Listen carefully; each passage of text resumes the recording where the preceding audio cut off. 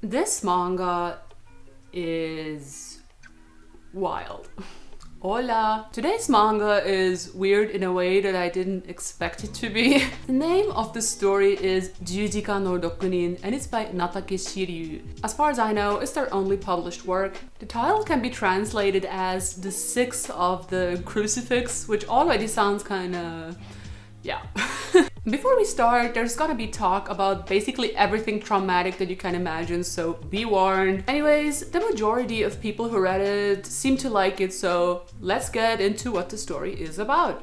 Looking at the first few panels alone gives us an idea of what the story is gonna be. Our protagonist, a boy called Uruma, tells us that this side where his family is good, and the other side, which is where his classmates are, is bad. Obviously, he's getting bullied by those 5 kids. Now, the bullying at first seems to be pretty much what you'd expect bullies that age to do. They beat him, degrade him, and shoot at him with an air gun or whatever it's called. That's bad enough, but like, it's nothing out of the ordinary, I guess, in terms of bullying. It does not stay this way, as the leader of the bullies, a boy called Kyo, reveals to us his murderous intent.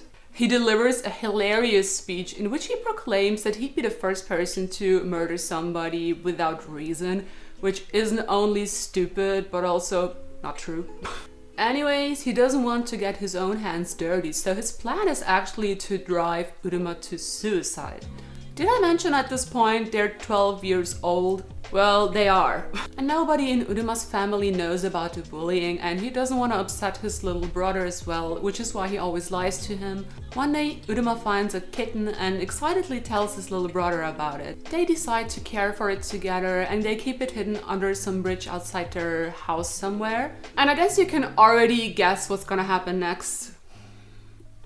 The bullies find out about it and decide to set it free into the wild, which appears to be some forested area.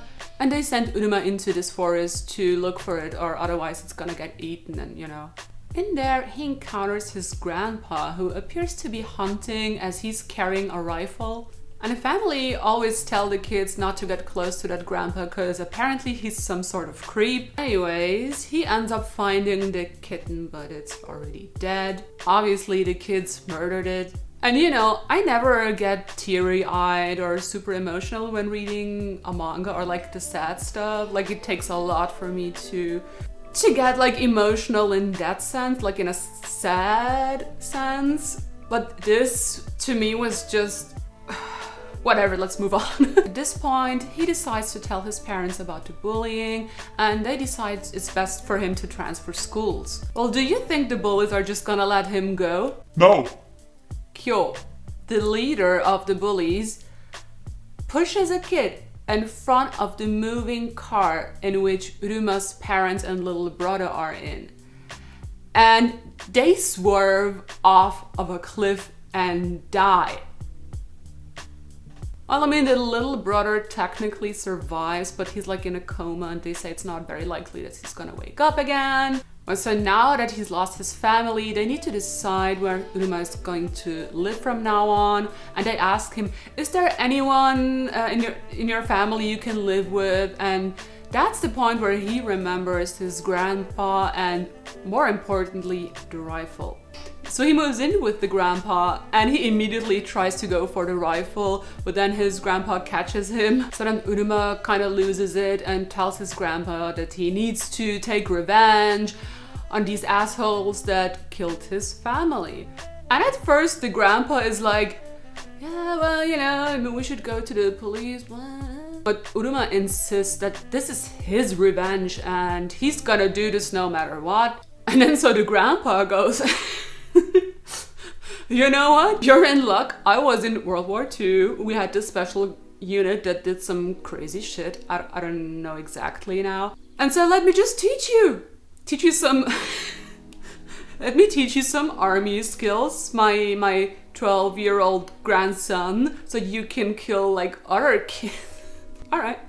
Well, and so now his grandma basically puts him in training. And now in the present time, so there's like a 4-year time up.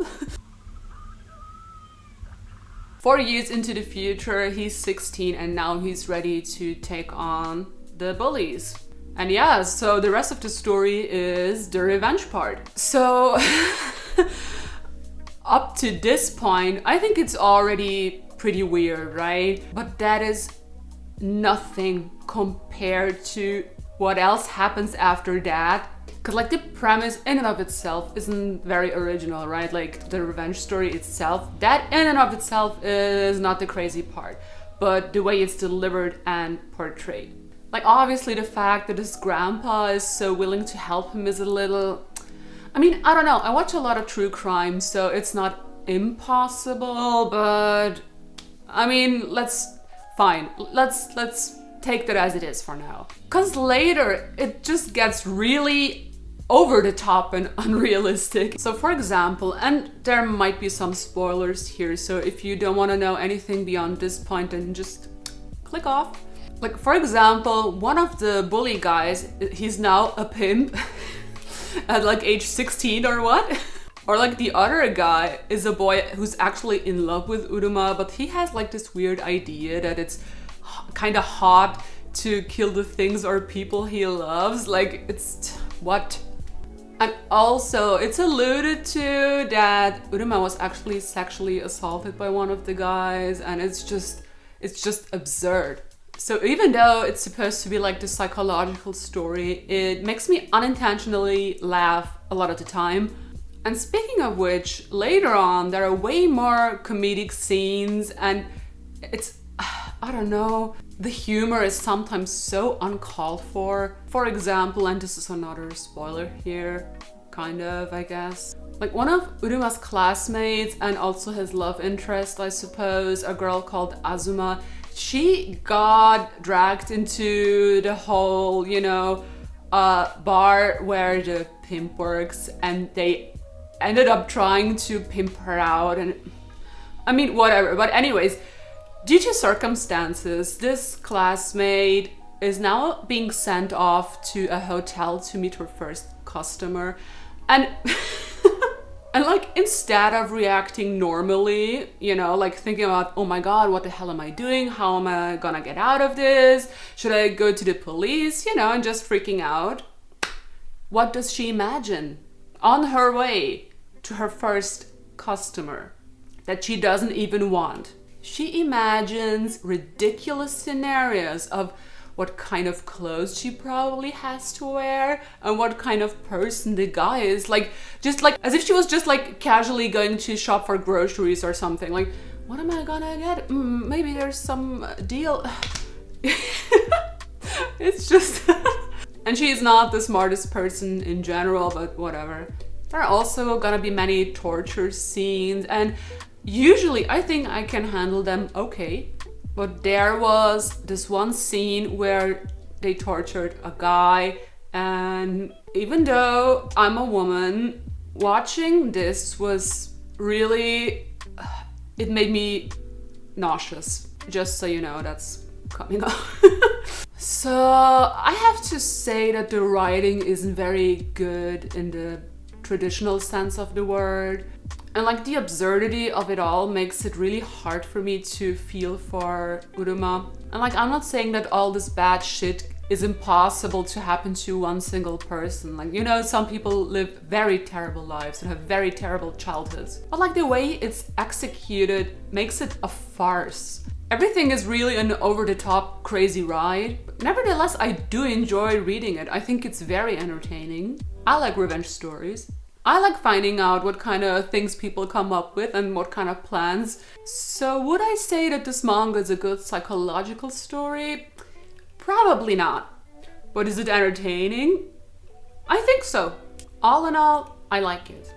When it comes to the art, it really has its moments. The covers look great too, but it's nothing outstanding or unique in my opinion. Like, I don't want to diss the art too much because I think it's not bad. But I feel like I've seen many similar things many times before. Generally, I think that oftentimes the more unique stories also have more unique art, like for example Chainsaw Man or JoJo. In conclusion, I think for its genre it's a very average looking manga, but it's still fun and it really makes me want to read more and find out what kind of bullshit is gonna go down next, so I'll give it that. In that sense, I'd recommend it.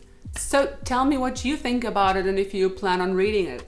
If you like similar stories, check out my video I did on Fukushi no Kyokasho, I'll put it somewhere. And that is it for now. So I hope you have a great day and I'll see you next week. Bye bye!